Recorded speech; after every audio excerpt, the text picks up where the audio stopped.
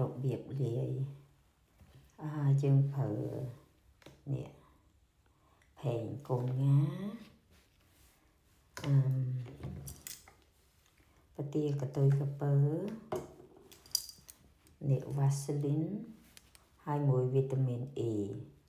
ក្នុងមួយកន្លនោះយើងដាក់3គ្រាប់អានេះខ្ញុំធ្វើហើយ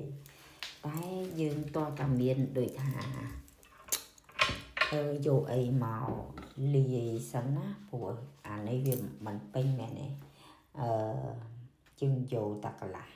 ហើយយកមកមីកមួយអានេះហើយមួយ3គ្រាប់នេះតែ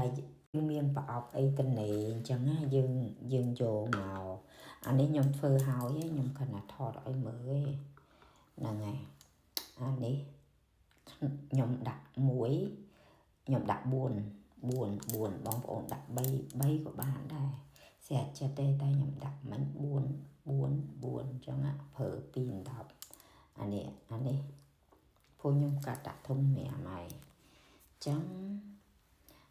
យើងប្រើវ៉ាសេលីនមិនតាន់លាពាក់កដាហើយយើងដាក់អានេះហើយមួយ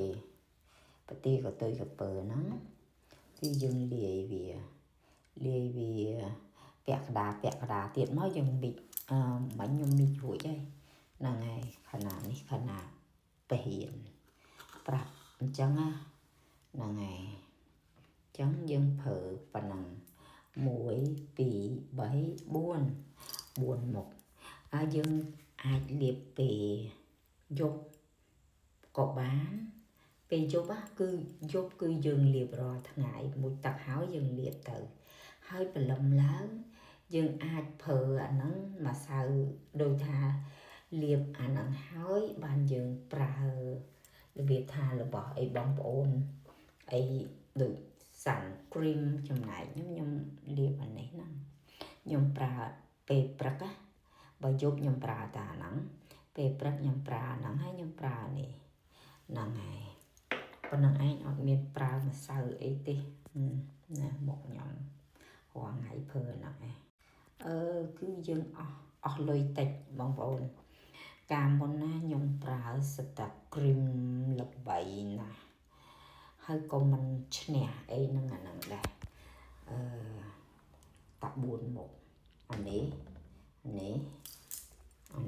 ហើយនឹងវ៉ាសេលីនធ្វើពាក់កដា